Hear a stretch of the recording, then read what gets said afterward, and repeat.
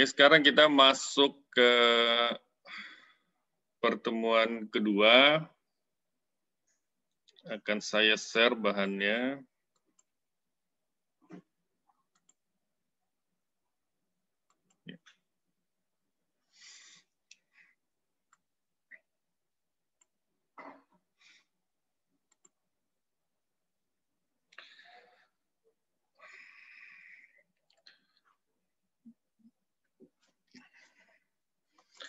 Nah, jadi ini saya ingatkan lagi ya, jadi ini masih dalam pandemi COVID ya.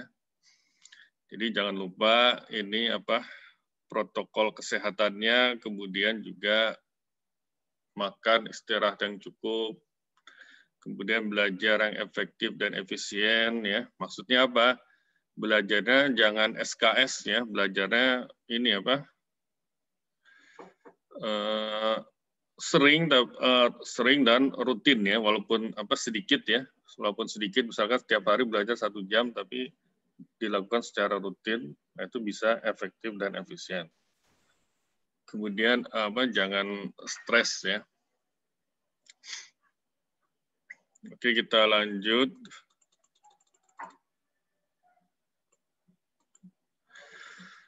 Nah, ini materi pembelajarannya atau outline-nya, yaitu pertama yang akan kita pelajari adalah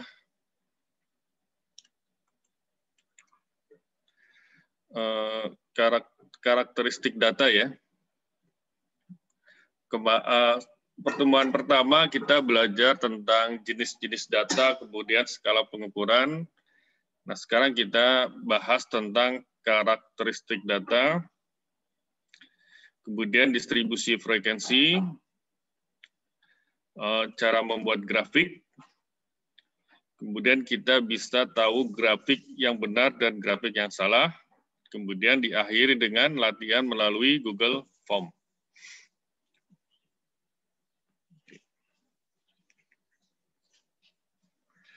Nah, materi pembelajaran ini yang ada di RPS ya. Pertama itu memahami karakteristik data, kemudian mengetahui tentang distribusi frekuensi, mengetahui cara membuat grafik, dan mengetahui penyusunan grafik yang benar dan yang salah. Referensinya masih bukunya siapa? Triola ya, chapter 2, 21 dan 24. Nah, pertemuan 2 ini kita masih di statistik deskriptif ya. Statistik deskriptif itu merupakan dasar untuk memahami statistik inferensial. Kemudian statistik ini berkaitan dengan pengumpulan dan analisis data sampel ya. Jadi kemarin kita sudah belajar pembagian statistik itu deskriptif dan inferensial.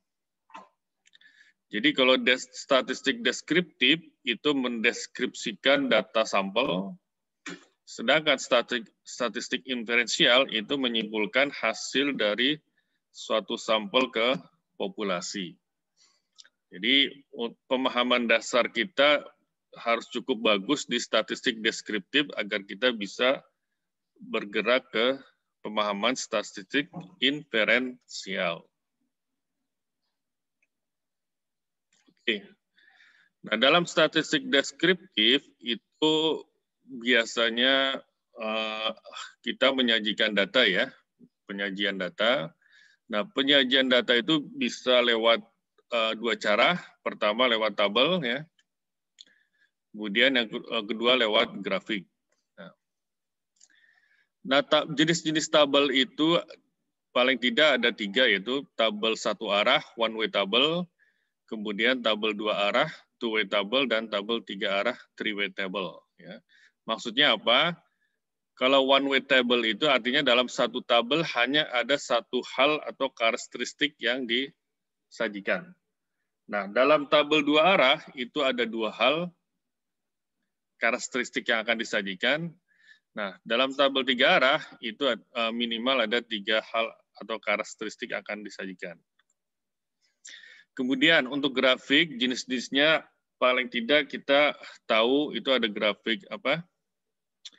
Grafik garis ya atau line chart, kemudian grafik batang, bar chart atau histogram. Nah, histogram ini adalah grafik yang nanti harus Anda kuasai ya, cara membuat histogram itu. Kemudian ada pie chart ya, lingkaran atau grafik kue pie. Kemudian grafik gambar atau piktogram dan grafik apa namanya? Peta ya atau kartogram. Nah, untuk line itu ada banyak jenisnya, ada yang satu garis ya, single line, ada juga yang multiple dan ada juga yang kombinasi ya. Nah, bar juga ada yang single bar, ada yang multi bar, ada juga yang kombinasi. Oke. Nah, kalau tadi bicara tabel, ini yang ini adalah namanya one way table ya. Tabel satu arah. Kenapa? Karena hanya satu hal karakteristik yang dibicarakan. Nah, yang di sini adalah tabel dua arah, karena ada dua, yaitu pertama bicara tentang gender, dan yang kedua bicara tentang apa? Tentang jenis olahraga. Nah, yang di sini adalah tabel tiga arah. Kenapa? Karena ada tiga hal karakteristik yang dibicarakan. Pertama, ras ya, ras kulit hitam dan kulit putih. Kemudian gender ya, gender lelaki dan wanita. Kemudian yang ketiga adalah SIM ya, surat izin mengemudi.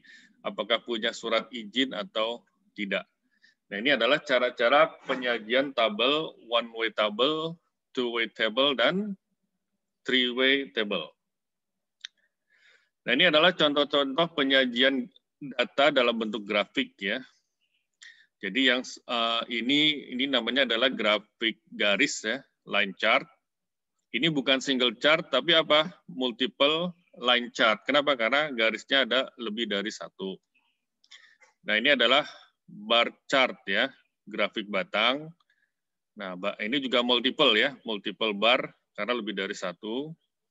Kemudian ini grafik apa? Grafik kue ya, atau grafik lingkaran, pie chart. Nah, ini adalah grafik gambar ya, atau piktogram. Dan yang di sini adalah apa? Grafik apa namanya? Grafik peta. Ya. Jadi sudah semua ya, ada line chart, bar chart, pie chart, piktogram, dan kartogram. Jadi ini sekali lagi ada dua cara penyajian data, bisa lewat tabel, kemudian bisa lewat grafik. Oke.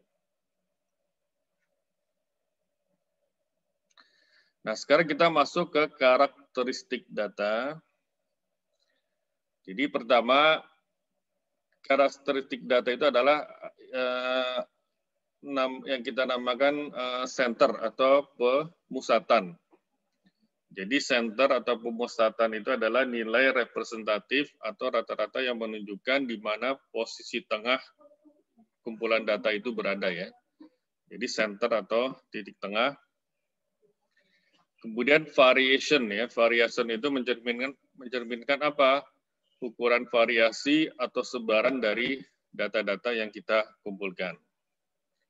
Kemudian distribusi itu mirip juga ya. Jadi antara variasi distribusi itu, kalau distribusi itu dilihat dari bentuk penyebarannya, ya, bentuk penyebarannya pada rentang nilai tertentu. Ya. Jadi distribusi data itu ada yang bentuknya bell shape ya, seperti lonceng. Kemudian ada yang uniform ya, ada juga yang skew. Skew itu artinya miring ya, miring atau menceng ya. Nah, kalau variasi sebaran itu boleh dikatakan apakah datanya homogen atau heterogen. Jadi kalau datanya heterogen berarti variasinya dia tinggi. Kemudian outlier. Outlier adalah nilai yang berada sangat jauh dari sebagian besar data lainnya ya. Jadi artinya data yang berdiri aneh ya dari data-data yang lainnya. Kemudian waktu, jadi karakteristik data lainnya adalah waktu, artinya apa? Data yang berubah seiring waktu ya.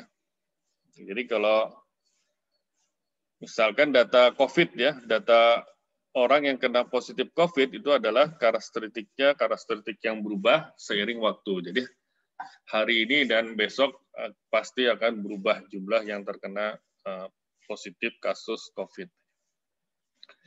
Ini contoh dari data karakteristik data dari center ya. Jadi di sini ada data. Nah, di sini ada horizontalnya itu adalah donat yang dimakan dan vertikalnya itu adalah jumlahnya atau frekuensinya ya.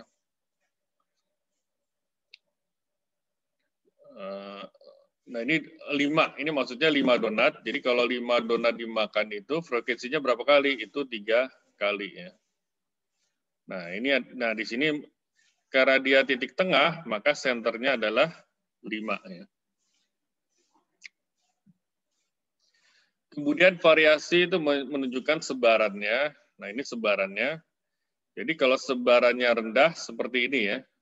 Jadi ujung-ujungnya ini itu tidak berjauhan. Ya.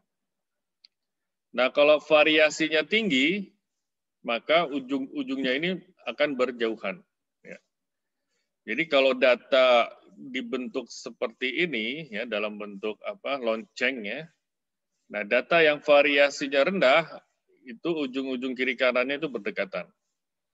Kalau data yang variasinya tinggi, maka ujung kiri kanan itu akan berjauhan. Ya. Nah kalau yang ini moderat ya, moderat artinya apa? Berada di tengah-tengah. Nah ini distribusi data. Jadi distribusi data itu ada yang bentuknya simetris ya. Jadi kiri kanan itu sama atau dikatakan unimodal ya atau bell shape ya. Kemudian ada juga yang menceng ke kanan. Menceng ke kanan artinya apa? Yang panjang itu, yang rendah itu, yang itu bergerak ke kanan. Ya, ini bergerak ke kanan, maka dikatakan skew right ya. Kemudian non-symmetric, artinya apa? Kiri kanan itu tidak sama ya, atau bimodal. Jadi yang modalnya itu ada 2. Kemudian uniform, artinya ya nggak ada ininya, nggak ada nilai maksimalnya ya, nggak ada nilai maksimalnya. Kemudian skew left ya, miring ke kiri, artinya apa? Yang rendah ini bergerak ke kiri, ujungnya ke kiri ya. Kemudian yang simetrik tapi bimodal. Nah kalau yang bell shape itu simetrik unimodal, tapi ada juga yang simetrik bimodal. Jadi nilai maksimalnya ada 2. Oke, ini yang dimaksud dengan outlier atau bahasa Indonesianya adalah pencilan ya. Jadi pencilan itu yang adalah data yang tidak, yang istilahnya ya aneh sendiri ya. Dia tidak mengikuti teman-temannya. Jadi kalau teman-temannya berada di sini, dia itu berdiri sendiri ya, jauh menjauh. Makanya dikatakan outlier. Nah ini juga kalau dalam bentuk distribusi seperti ini, outliernya itu menjauh dari data-data teman yang lainnya. Ini dimaksud dengan outlier atau pencilan. Oke, sampai sini ada pertanyaan sebelum saya lanjutkan ke distribusi frekuensi.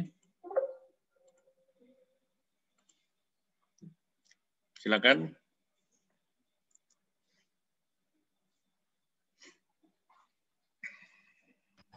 Izin bertanya, Pak. Ya, silakan. Kalau center itu sama dengan median ya, Pak? Kalau kita pernah pelajari di matematika itu kan ada median, nilai tengah.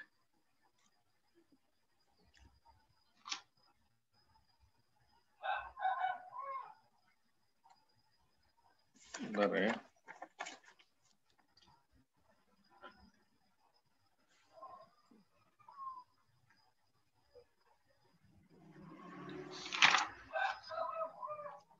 Oke, center itu ya, jadi bisa dikatakan median ya. Bisa dikatakan median. Ya. Jadi di mana data-data itu berkumpul di tengah-tengah ya. Bisa dikatakan nilai tengah. Nah, nanti tergantung ininya ya, bentuk distribusinya ya. Jadi pemusatan itu kan bisa rata-rata, bisa mean, bisa mode ya. Modus ya. Nah, itu. Jadi ada perbedaannya, Pak? Iya, nanti kita akan bicara di pertemuan ketiga itu namanya pemusatan data. Kita akan menghitung mean atau rata-rata, kemudian menghitung median, kemudian menghitung modus. Nah, kalau bentuknya distribusi normal, yang bell shape, maka modus, mean, median itu sama ya. Baik, Pak. Terima kasih. Oke, ada lagi?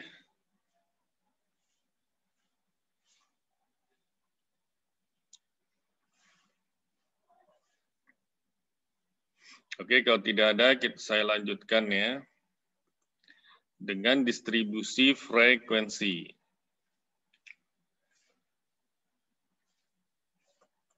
Oke. Jadi ada dua kata, distribusi dan frekuensi ya. Distribusi artinya penyebaran data, kemudian frekuensi artinya apa? Seberapa sering ya? Seberapa sering munculnya itu frekuensi. Atau kalau istilah lainnya frekuensi tabel ya. Jadi itu adalah tabel yang menunjukkan bagaimana kumpulan data dibagi ke dalam beberapa kategori atau kelas bersama sejumlah nilai data di setiap kategori ya. Oke, jadi data dikumpulkan berdasarkan kategori-kategori tertentu atau ke dalam kelas-kelas tertentu. Ya, jadi ada kelas-kelas, nah kelasnya itu ada berapa kali frekuensi dari data tersebut ya. Oke, jadi maksudnya begini, setelah kita mengumpulkan data, itu kan datanya jumlahnya banyak. Nah, supaya kita bisa membaca data dengan baik, maka pertama kali yang kita lakukan adalah membuat frequency distribution ya, distribusi frekuensi. Supaya paling tidak kita lihat penyebaran datanya itu seperti apa sih. Itu langkah pertama dari setelah data dikumpulkan. Nah, contohnya ini, kita mengumpulkan data denyut nadi ya, denyut nadi per menit ya, dari wanita maupun pria. Ya. Jadi di sini ada berapa data? Ada 40 data ya. Jadi kita kumpulkan, ini dikatakan original data, data aslinya. Artinya apa? Data yang belum diolah ya, original. Nah, ini ada 40 data denyut nadi wanita, 40 data denyut nadi pria. Jadi di sini coba Anda lihat, sudah terlihat polanya tidak dari data-data seperti ini? Ini data mentah. Nah, kalau data mentah seperti ini, kita sulit menganalisanya ya. Nah, paling tidak, langkah pertama adalah supaya kita bisa menganalisa lebih lanjut, kita harus tahu bagaimana data tersebut terdistribusi. Makanya kalau data-data seperti ini, paling tidak kita tahu nilai minimalnya sama nilai maksimalnya. Coba Anda cari nilai minimalnya itu berapa dari data denyut nadi perempuan. Nilai minimalnya berapa? 60 ya? 60. Ya, nilai maksimalnya 124. Ya. 124. Kalau denyut nadi pria berapa nilai minimalnya? Nah, ini ada ya, 56 ya. Kemudian maksimalnya berapa? 96. Ya, 96. 96. Ya, jadi paling tidak kita tahu nilai minimalnya berapa?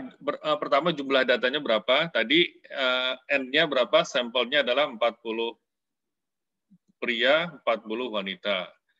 Kemudian dari sampel tersebut, denyut nadi yang paling rendah untuk wanita adalah 60, yang paling tinggi 124. Kemudian denyut nadi pria yang paling rendah 56, yang paling tinggi 96 ya. Itu langkah pertama. Kemudian kita buat apa? Kelas-kelas. Jadi cara mengkonstruksi distribusi frekuensi pertama adalah membuat kelas. Jadi menurut Triola paling tidak kita bisa membuat kelas itu antara 5 sampai 20 ya. Jadi jangan terlalu sedikit di bawah 5, jangan juga terlalu banyak di atas 20. Atau kalau di buku statistik yang lain itu pakai rumus namanya rumus Sturges ya. Jadi jumlah kelas itu sama dengan K1 plus 3,322 kali log N. Nah, N-nya ini adalah jumlah sampel ya. Berarti kalau tadi N-nya berapa? 40 ya. Oke. Setelah itu, setelah kita tentukan jumlah kelas, hitung namanya lebar kelas. Nah, lebar kelas itu adalah nilai maksimum, pakai rumus yang ini ya. Jadi nilai maksimum dikurangi nilai minimum dibagi dengan jumlah kelas. Ya.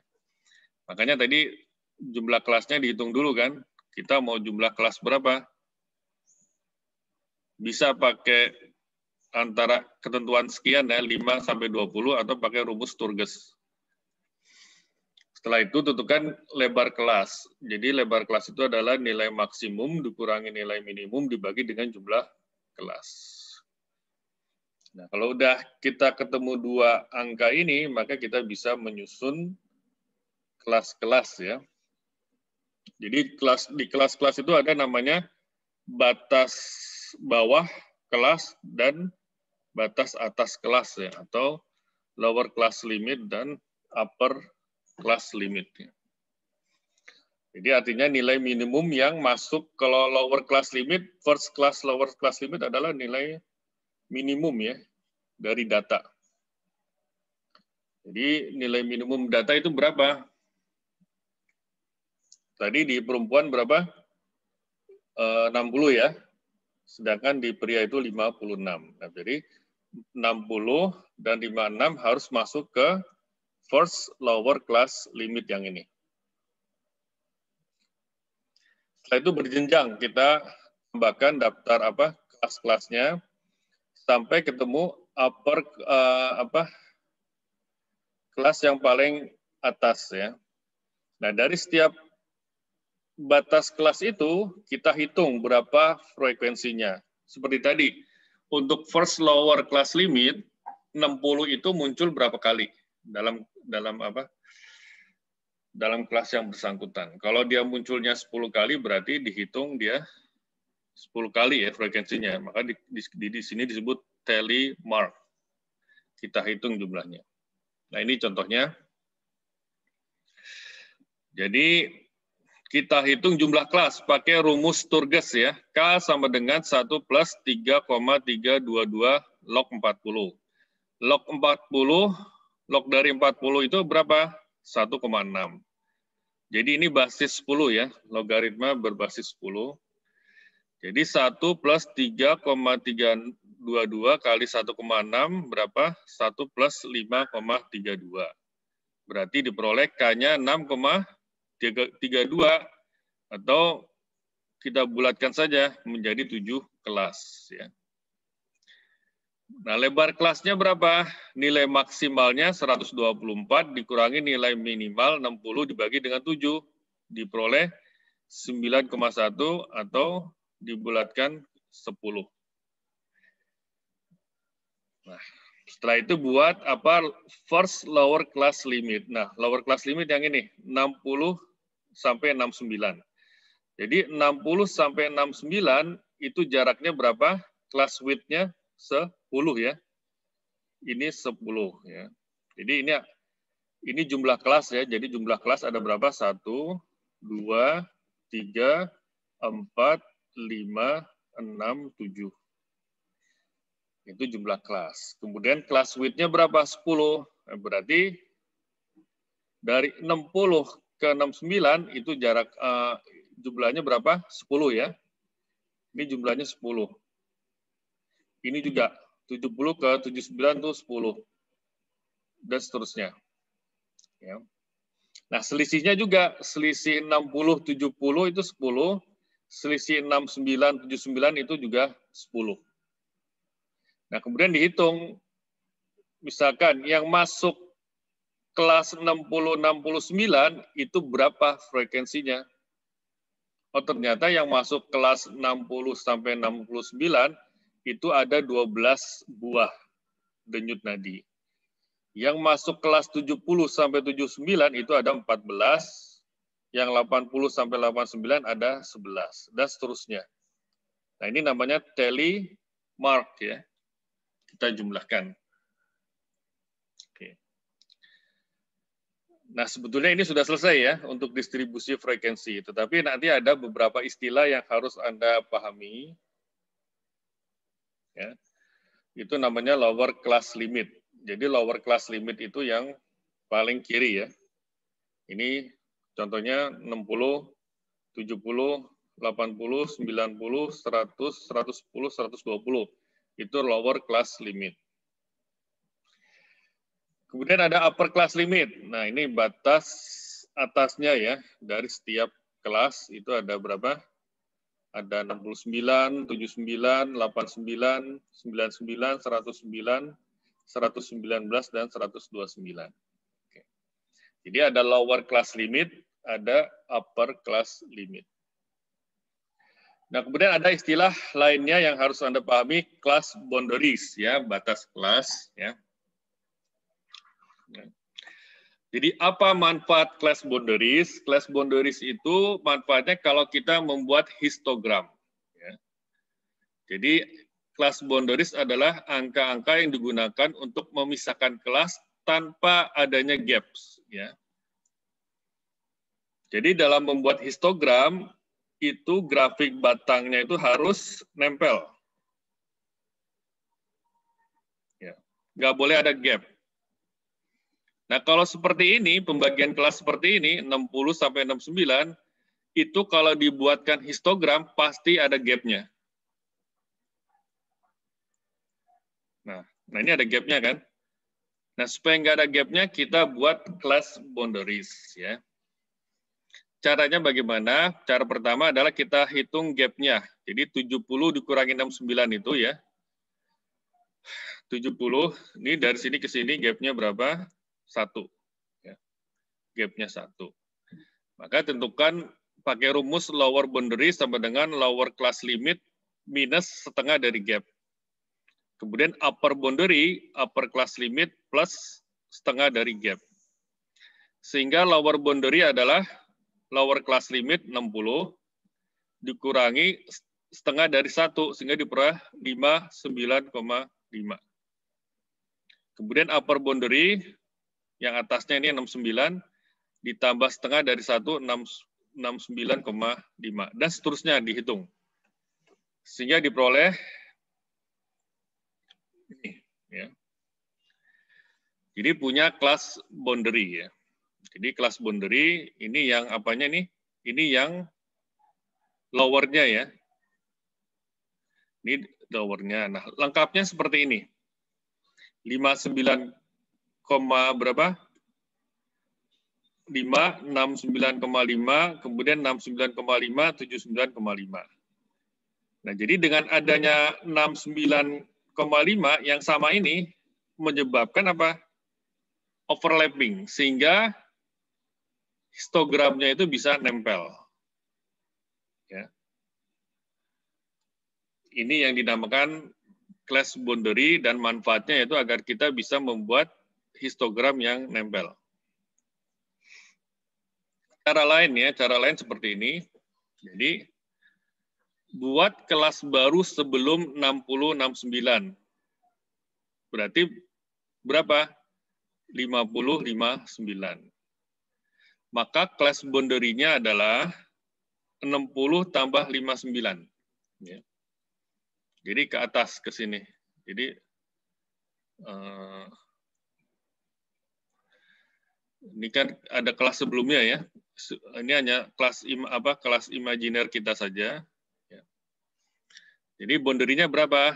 60 plus 59 dibagi 2, 59,5. Kemudian 70 tambah 69 diperoleh 69,5. Sehingga di sini berapa? 59,5 sama dengan 69,5.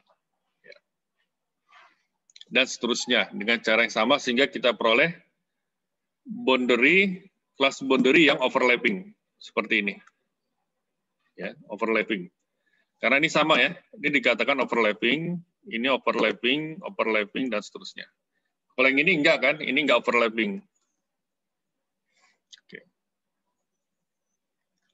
Kemudian berikutnya ada istilah class midpoint. Jadi class midpoint berarti titik tengah dari setiap kelas. Jadi caranya lebih mudah ini. Jadi kelas ini berapa midpoint-nya? Ya berarti 60 plus 69 dibagi 2, 64,5.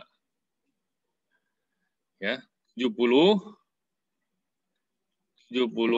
plus 79 dibagi 2 diperoleh berapa? Diperoleh 74,5 dan seterusnya. Nah, class midpoint itu akan berguna kalau kita akan membuat grafik yang namanya apa? OGIF ya, grafik.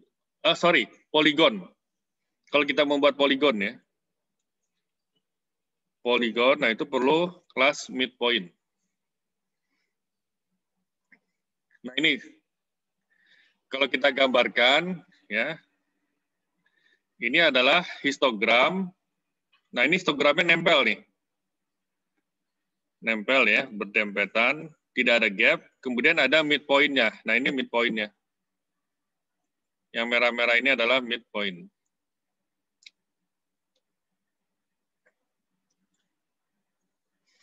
Ini class width tadi sudah ya, class width sudah dibahas ya. 10 semuanya sama. Oke, sampai sini ada pertanyaan, silakan. Pak, izin bertanya. Ya, silakan. Untuk panjang kelas sama lebar kelas tadi, walaupun misal komanya itu tetap koma 01, apakah tetap dibuletin ke atas, Pak?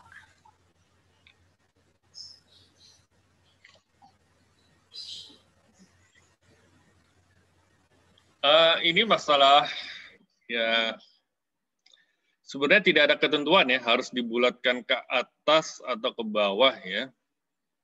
Jadi untuk memudahkan saja sebetulnya, untuk memudahkan, misalkan hasilnya tadi 9,71, ya supaya enaknya ya udah dibulatkan ke atas jadi 10 ya. Kemudian yang jumlah kelas juga tadi berapa? 6,32 kan?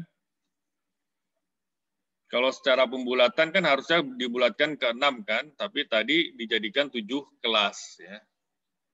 Tapi patokannya adalah kalau jumlah kelas itu adalah 5 sampai 20.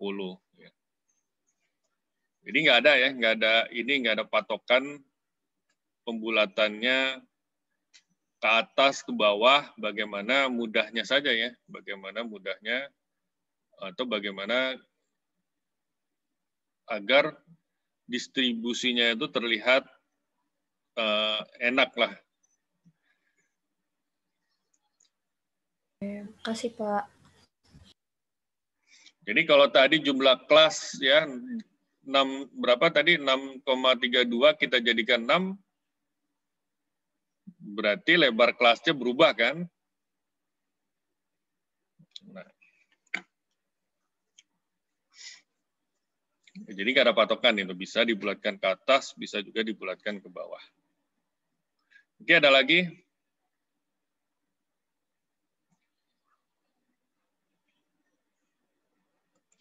Oke, kita lanjut ya. Ini lebar kelas. Kemudian ada istilah lainnya yaitu relative frequency atau frekuensi relatif ya. Jadi frekuensi dari kelas kita bagi dengan jumlah semua frekuensi. Nah, relatif frekuensi bisa kita jadikan persentase. Caranya bagaimana? Cukup kita kalikan dengan 100%. Nah, ini contohnya kita lihat. Nah, ini adalah frekuensi relatif dalam bentuk persentase. Ya. Jadi, ini distribusi frekuensinya seperti ini. Kelas 60, 69 itu jumlahnya 12. Kelas 70, 79 jumlahnya 14, dan seterusnya. Sehingga kalau kita jumlahkan ke bawah, itu total frekuensinya berapa? 40. Nah, kita mau membuat yang namanya relatif. Ya, relatif berarti caranya bagaimana? Berarti 12 ini dibagi dengan 40.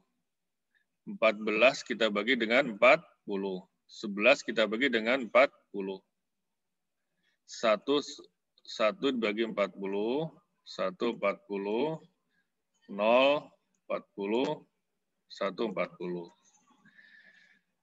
Nah, kalau dalam persentase, cukup kita kalikan dengan berapa? 100%, sehingga diperoleh 30%, 35%, 27,5%, 2,5%, 2,5%, 0, dan 2,5%.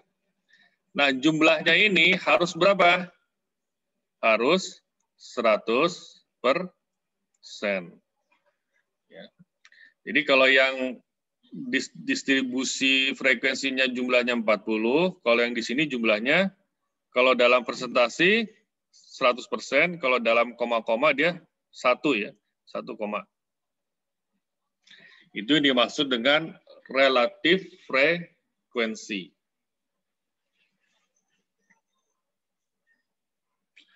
Nah, kemudian juga ada istilah kumulatif. Nah, kalau kumulatif itu kita jumlahkan ya. Jadi, denyut nadi 60 sampai 69 itu jumlahnya 12. Atau istilah lainnya adalah denyut nadi kurang dari 70. Itu jumlahnya 12. Kemudian denyut nadi kurang dari 80. Berapa? Berarti 12 ditambah 14. Denyut nadi kurang dari 90, berarti 26 ditambah berapa? Ditambah 11. Denyut nadi kurang 100, berarti 37 plus 1. Denyut nadi kurang dari 110, 38 plus 1. Denyut nadi kurang dari 120, tambah 0 ya, 39 tambah 0 berarti tetap 39. Kemudian kurang dari 130 berarti yang ini ya.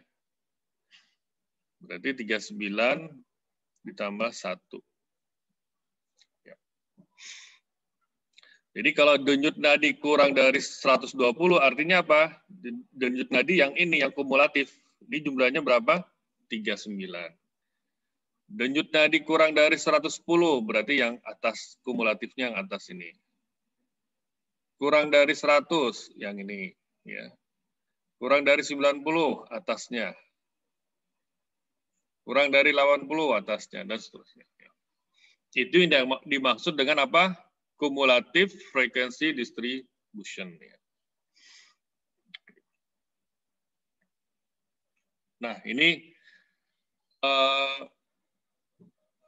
apa summary-nya ya. Jadi ada distribusi frekuensi, ada distribusi frekuensi relatif, ada distribusi frekuensi kumulatif. Tapi perhatikan kumulatifnya di sini adalah less than ya. Less than.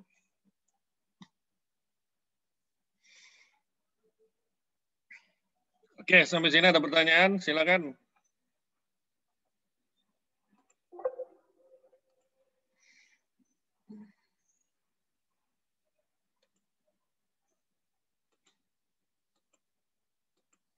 Ada pertanyaan?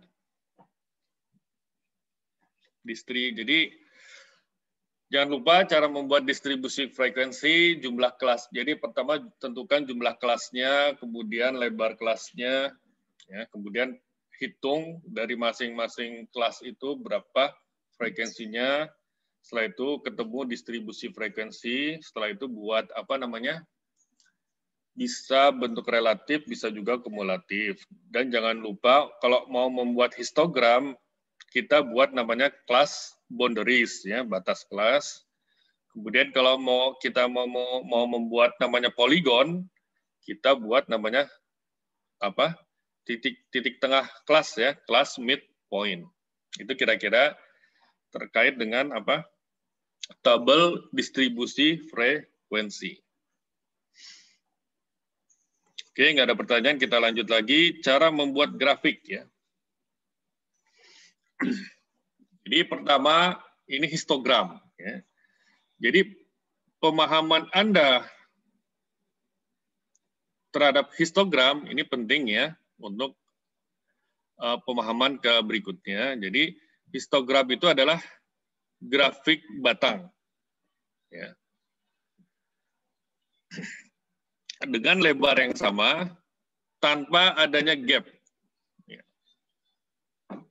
Itu histogram. Ya. Kemudian horizontal scale, apa namanya ini? Garis horizontal mencerminkan apa? Kelas. Ya. Sedangkan sumbu vertikal mencerminkan apa? Frekuensi. Ya. Nah, itu histogram. Nah, ini. Kita sudah membuat tabel distribusi frekuensi seperti ini ya. Kemudian kita buatkan histogramnya. Nah, perhatikan sumbu vertikalnya itu adalah frekuensi. Sedangkan sumbu horizontalnya apa? Denyut nadi per menit.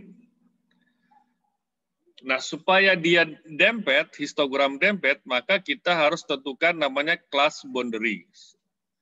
Nah, di sini class boundary-nya adalah yang terendah berapa?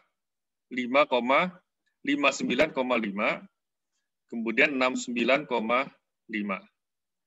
Jadi bukan 60,69, tapi 59,5 dan 69,5. Ya. Supaya apa? Supaya histogramnya berhimpit. Kemudian boundary berikutnya 79,5, 89,5, 99,5, 109,5, 119,5, dan 129,5. Nah, ini kelas boundaries ya.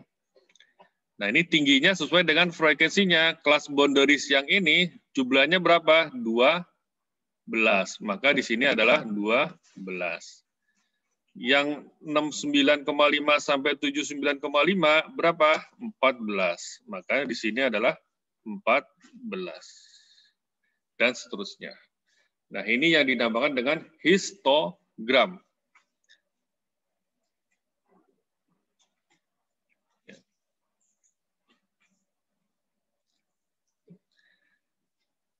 Nah, kalau pakai relatif frekuensi bagaimana? Tetap sama ya. Jadi yang kita ganti vertikalnya atau y-aksisnya itu adalah relatif frekuensi. Ya, jadi di sini 30%, maka di sini 30% ya. 35%, ini 35%. Nah, kelas boundary-nya sama.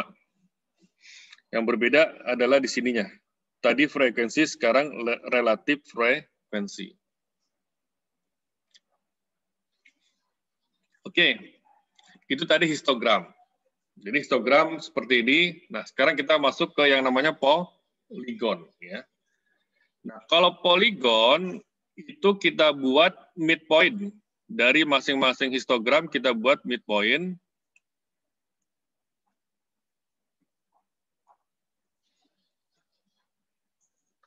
Kemudian kita tarik garis yang menyentuh midpoint.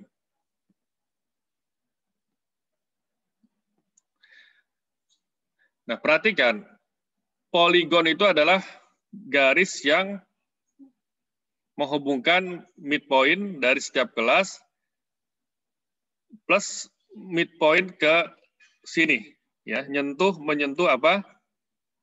Sumbu horizontal yang sebelah kiri maupun yang sebelah kanan. Nah, itu namanya poligon. Jadi poligon itu adalah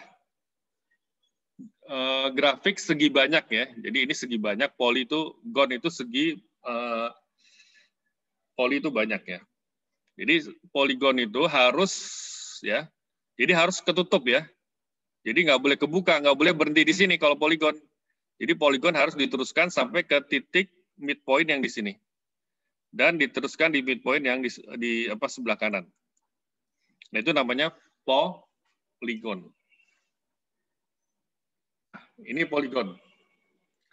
Jadi poligon dari yang di sini kita gunakan kelas midpoint. Jadi kalau histogram kita gunakan kelas boundary, kalau poligon kita gunakan kelas midpoint. Nah, di sini dia nempel nih di horizontalnya, kemudian ini midpoint yang kelas pertama, ya, midpoint kelas kedua, ketiga, dan seterusnya. Kemudian kita tarik garis yang mengenai masing-masing midpoint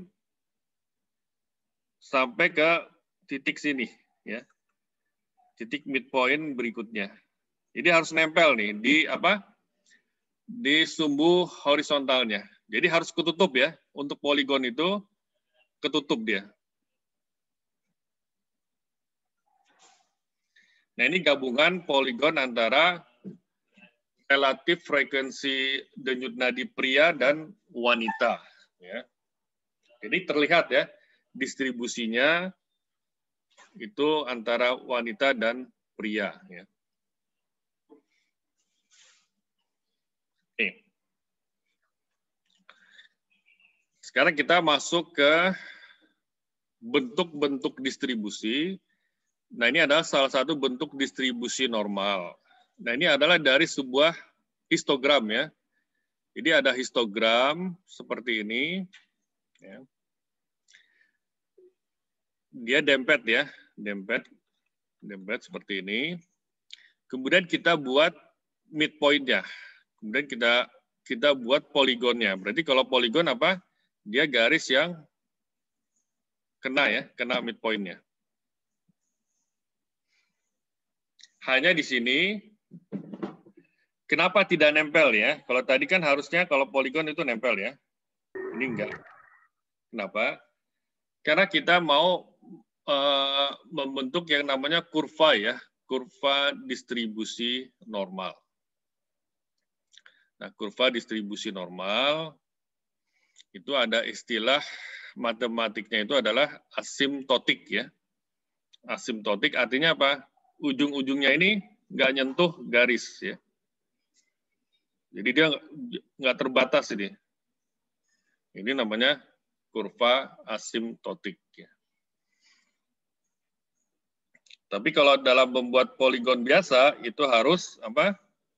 Nempel di ini, ya, sumbu horizontal, ya. Kalau dalam membuat poligon yang biasa. Tapi kalau sudah kita mau membentuk namanya kurva distribusi normal, maka ujung-ujungnya itu tidak nempel. Kenapa? Karena pembentukan kurva seperti ini menggunakan fungsi, ya. Fungsi luas di mana di sini dia tidak apa sifatnya asimptotik, ya, tidak menyentuh vertikal apa sumbu horizontalnya. Nah, ini contoh lain dari distribusi frekuensi di mana bentuknya itu adalah berdistribusi normal. Nah, ini adalah tinggi mahasiswi dari sebuah perguruan tinggi. Itu jumlah mahasiswinya berapa? 3.264. Kemudian dibagi dalam beberapa kelas, kemudian dihitung frekuensinya. Nah, frekuensinya seperti ini, ya. Kemudian dihitung relatif frekuensinya, ya. Jadi kalau tanpa persentase, maka jumlahnya berapa? 1. Nah, setelah itu dibuatkan apa? histogramnya. Nah, histogramnya itu seperti ini. Ini adalah bar chart histogram yang tanpa gap ya, artinya apa? Nempel. Nah, setelah itu dibuatkan kurvanya. Nah, ini namanya kurva normal ya.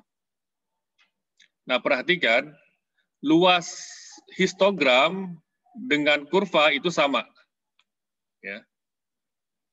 Kenapa bisa sama? Padahal di sini ada yang ini kan nggak ketutup sama kurva kan, sama yang ini kan. Ini nggak ketutup sama kurva. Kenapa bisa sama?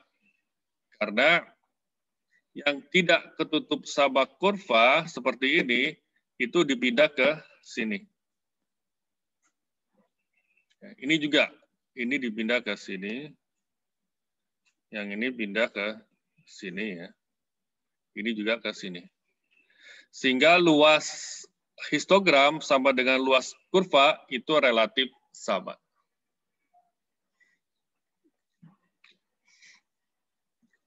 Oke. Ini adalah kurva yang berdistribusi normal. Artinya apa? Kiri kanan itu sama ya. Atau simetris ya, istilahnya simetris, kiri kanan sama. Nah, bentuk distribusi yang lainnya itu cukup banyak ya, distribusi data. Jadi yang pertama yang bentuknya bell shape ya, berbentuk apa? Bell ya, berbentuk bell.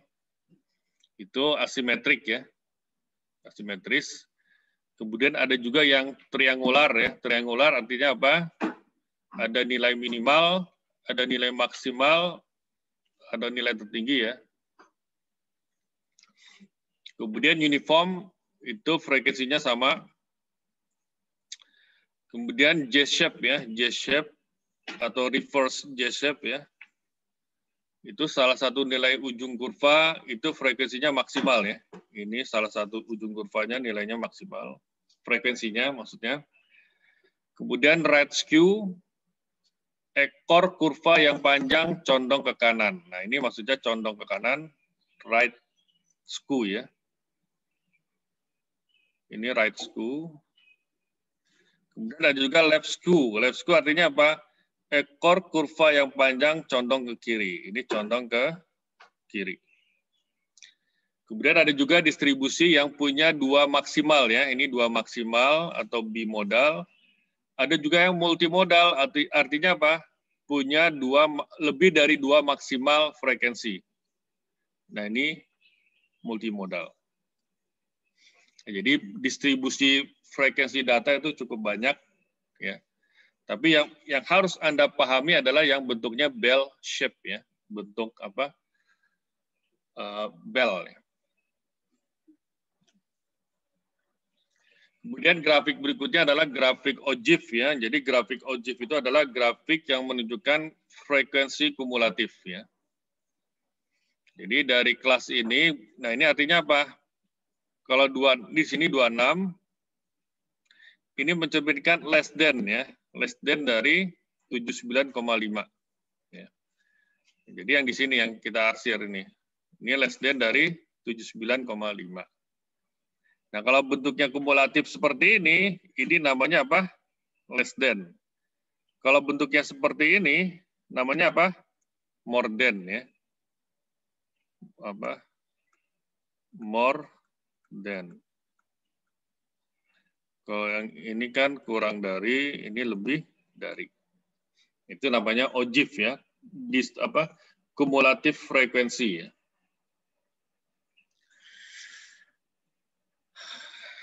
Kemudian dot plot. Kalau dot plot itu membuat gambar, gambarnya dalam bentuk titik-titik ya. Jadi misalkan di sini jumlah wanita yang denyut nadinya 60 itu berapa orang? Itu ada 3 orang. Berarti dotnya ada 3 ya. 1, 2, 3. Yang denyut nadinya di sini ini berapa nih kira-kira ya? 64 kali ya. Yang 64 berapa orang? 1, 2, 3, 4 dan seterusnya. Ya. Ini namanya dot plot. Jadi menggambar grafik dalam bentuk titik-titik atau dot. Kemudian ada juga stem plot atau stem and leaf plot. Artinya apa? Jadi kita tentukan stemnya ya, stemnya itu dalam bentuk sepuluhan, kemudian kita tentukan leaves-nya ya, atau dalam bentuk unit.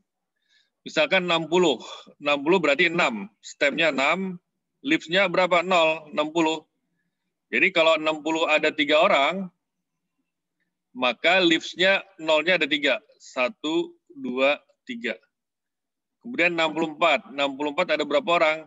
1, 2, 3, 4. 68 ada berapa orang? 1, 2, 3, 4, 5. Dan seterusnya. Ini yang dimaksud dengan apa? Stem plot atau stem and leaf plot. Kemudian bar graph, ini contoh yang multiple bar graph. Kemudian Pareto. Nah, Pareto itu maksudnya apa? Jadi grafik Pareto adalah khusus untuk data kualitatif. Kemudian dalam bentuk grafik batang yang disusun dalam urutan descending ya, sesuai dengan frekuensinya ya. Contohnya ini networking. Jadi networking apa? Ini apa ya? Ini mungkin pemasaran kali ya, pemasaran atau iklan. Itu bisa lewat networking, bisa lewat newspaper advertising, bisa lewat internet. Nah, ini disusun berdasarkan descending frekuensi. Jadi yang paling banyak adalah networking, maka yang kita taruh sebelah kiri adalah networking. Berikutnya adalah newspaper, kemudian internet dan seterusnya. Jadi urutan descending ya. Ini yang dimaksud dengan Pareto chart untuk data kualitatif. Kemudian pie chart, ini tentu Anda sudah tidak asing lagi. Kemudian scatter. Nah, kalau scatter itu dalam bentuk 2 variabel ya. Variabel Y dan variabel X. Kemudian kita tentukan. Jadi di sini misalkan berapa? Titik ini berapa? Berarti nah, ini adalah titik berapa? Koordinat 900 ya, 900,80 ya. Nah, ini dimaksud dengan scatter ya, scatter plot atau scatter diagram. Nah, scatter diagram kalau hubungannya positif bentuknya seperti ini, dia positif. Kalau hubungannya negatif menurun. Nah, kalau ini nggak jelas nih, ini nggak jelas. Positif atau negatif ini nggak jelas ya. Jadi no apparent relationship. Ya. Time series data, maksudnya time series artinya apa? Horizontalnya itu waktu ya. Jadi horizontalnya waktu, kemudian vertikalnya itu adalah data yang bersangkutan atau frekuensinya. Oke, ini summary-nya ya. Jadi data bisa kualitatif, bisa kuantitatif ya. Nah, penyajiannya bisa lewat tabel, bisa lewat grafik ya, dua-duanya. Kalau tabel bisa distribusi frekuensi, bisa relatif frekuensi, bisa presentasi, kemudian bisa pakai bar graph, pie chart, Pareto ya. Kalau kuantitatif itu lebih banyak lagi ya, bisa dot plot, histogram, ogive, scatter, kemudian stem and leaf display. Ya. Sampai sini ada pertanyaan, silakan.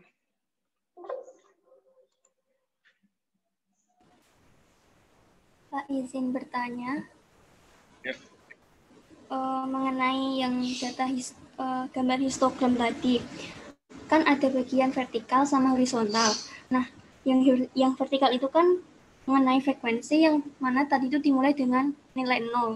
Nah, kenapa kok yang vertikal itu untuk yang histogram tadi itu nggak mulai dari 0? Apakah ketika kan tadi histogram itu kan adanya kelas bendaris, jadi tidak ada, jadi antara grafik satu sama grafik lainnya itu tidak boleh renggang. Apa karena itu jadi dia langsung nempel ke 0 itu Pak? Padahal dari tepi kelasnya itu nggak 0.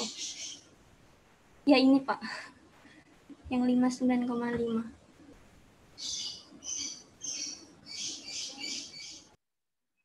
Ya. Ya. Kalau mau kelas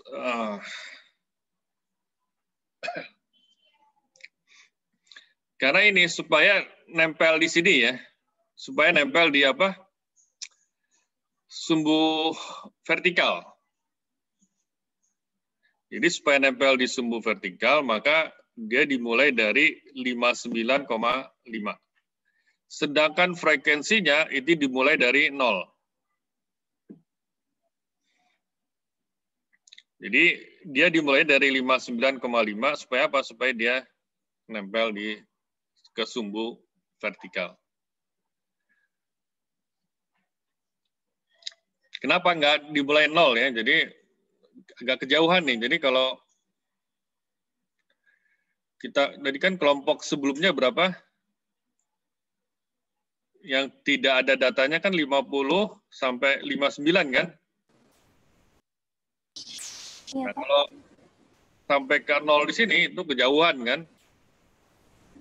Jadi malah renggang kan? Nah, supaya nggak renggang, supaya tidak ada gap, maka kita mulainya dari 59,5 agar nempel ke sumbu vertikal. Bagaimana? Bisa diterima? Ya. Pak. Pak, boleh tanya lagi yang untuk gambar kurvanya tadi. Yang contoh kurva tadi itu kan sebelum menggambar kurva itu kan kita nentuin titik tengahnya. Kok kurva? Oh iya. Yang bell shape kurva itu, Pak. Itu kan tadi diperoleh dengan mencari titik tengah. Nah, itu kan didapat dari tabel. Itu berarti tabelnya juga dimulainya nggak harus dari 0, Pak, yang horizontalnya.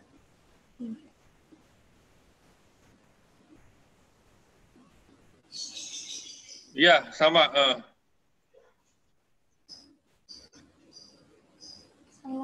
Slide ke... Ya kalau seperti ini ya, di tabel yang ini kan, ini agak renggang kan? Ya. Ini kan renggang kan? Karena hanya 80 sampai 95. Ya. Jadi ada renggangnya nih. Baik, Pak. Terima kasih, Pak. Sebetulnya sih nggak apa-apa ya. Karena memang untuk menyajikan histogram itu ada banyak cara. Kalau memang mau seperti ini ya, kalau mau ada jarak juga boleh sebetulnya sih. Kalau misalkan kalau kita buat histogram di Excel ya, kalau di Excel itu histogram itu nggak mungkin kita tempelin ya. Saya udah nyoba bikin histogram di Excel itu nggak bisa dia nempel seperti yang digambar ini ya. Dia renggang, ada jaraknya. Nggak tahu ya, kalau Excel yang baru apakah sudah bisa dibuat nempel? Kalau yang Excel yang versi lama itu belum bisa itu dibuat histogram yang nempel. Gitu. Oke, kita lanjut ya.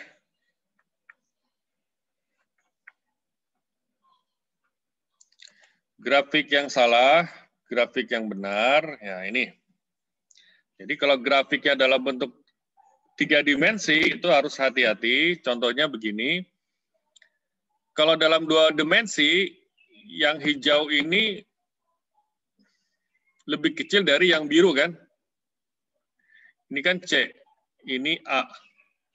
Tapi kalau dibuat dalam bentuk 3 dimensi, ini seolah-olah C itu lebih besar daripada A. Nah, ini dikatakan misleading pie chart. Contoh lain, scaling dengan 2 dimensi ya. A dan B. Ya, ini seolah-olah B ini berapa kalinya dari A kan? Padahal data sebenarnya adalah B itu 4 kali dari A. Tapi kalau scalingnya salah seperti ini, mengakibatkan apa? B itu berapa kalinya A? 1, 2, 3, 4, 5, 6, 7, 8, 9. Ya. Jadi seolah-olah dengan scaling seperti ini, itu B itu 9 kali dari A. Contoh lain, nah ini scaling yang juga salah ya. Kalau kita gunakan square, circle, dan triangle itu menyebabkan scaling yang salah. Seolah-olah ini 1 kalinya kan, 2 kalinya, 3 kalinya, padahal enggak kan. Ini berapa? Ini 1, 2, 4 kalinya malah. 1, 2, 3, 4. Nah ini artinya apa? Jadi harus hati-hati kalau membuat 2 dimensi scaling dengan menggunakan bentuk 2 dimensi ya. Ini juga sama ya. Ini 3 dimensi, ini seolah-olah naiknya berapa kali lipat kan? Padahal sebetulnya hanya 2 kali lipat. Jadi kalau kita lihat gambarnya 3 dimensi seolah-olah menjadi 8 kali lipat, padahal hanya 2 kali lipat. Jadi hati-hati kalau kita melihat grafik dalam bentuk 2 dimensi atau dalam bentuk 3 dimensi. Ya. Ini gambar. Gambar juga bisa misleading, artinya apa? Ini jumlahnya sama ya. 1, 2, 3, 4, 1, 2, 3, 4, 1, 2, 3, 4. Tetapi karena yang pisang dikasih jarak yang besar, seolah-olah pisang lebih besar daripada apel dan cherry. Padahal data sebenarnya itu seperti ini. Nah ini juga, kalau skala linear, itu datanya bentuknya adalah eksponensial. Tapi kalau dalam logaritma, dia menjadi apa? Linear. Ya, jadi kan kalau log 2x kan jadi linear kan? Itu sama dengan x log 2 kan? Tadinya eksponensial, sekarang menjadi apa? Linear. Jadi memang harus hati-hati ya dalam menggunakan skala linear atau skala logaritma.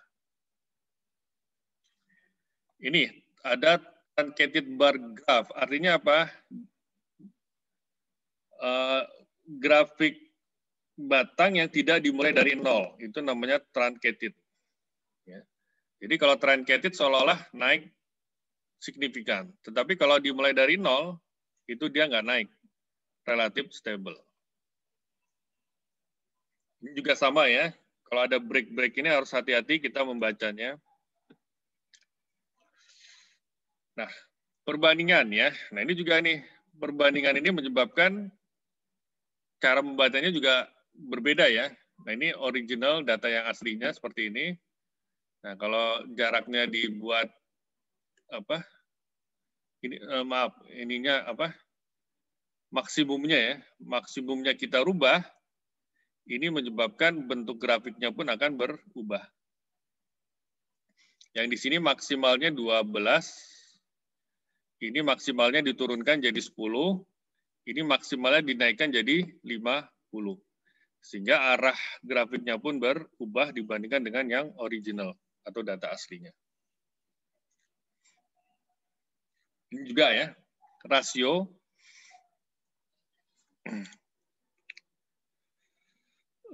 Ininya sama, 12. Ya. Kalau ini beda, ini jaraknya 0, 5, 10, 15. Nah ini menyebabkan kemiringan grafiknya pun berbeda. Ya. Nah, ini juga sama ya.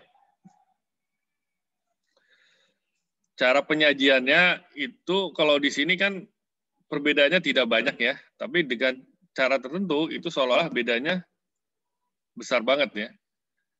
Cara apa penyajian datanya. Nah ini juga sama ya.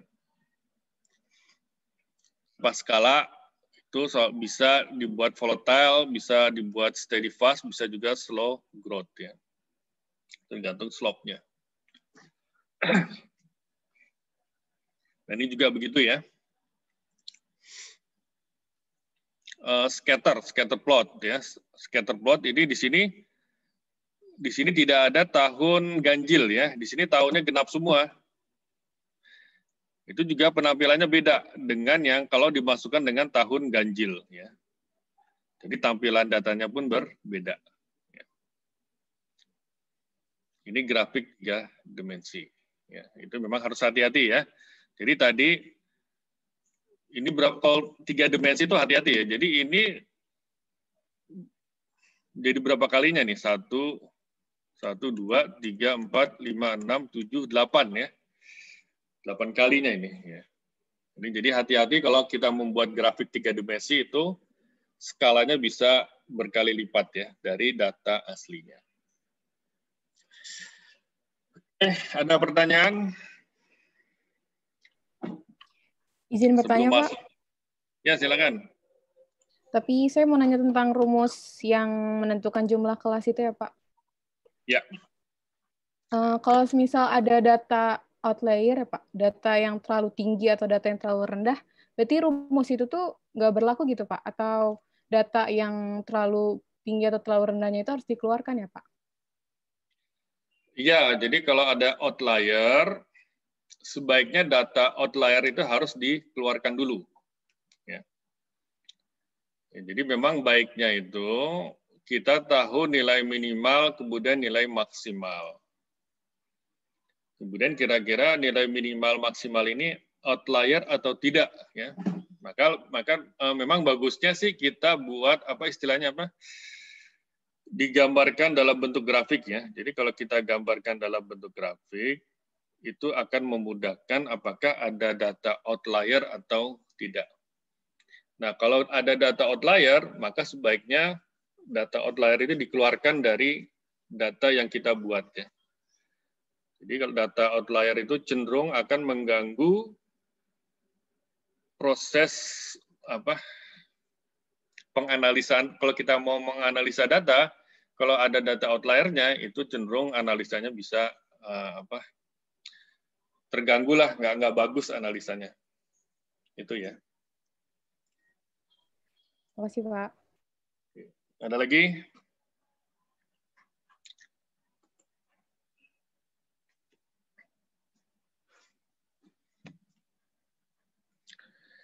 Oke, kalau tidak ada,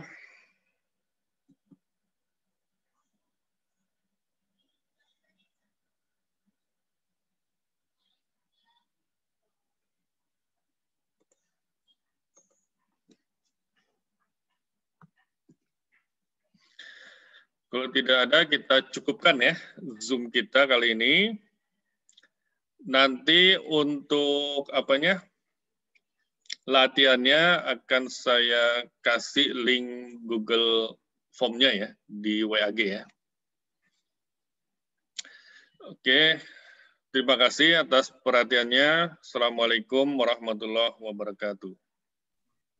Waalaikumsalam warahmatullahi wabarakatuh. Terima kasih, Pak. Saya tutup ya. Terima kasih, Pak.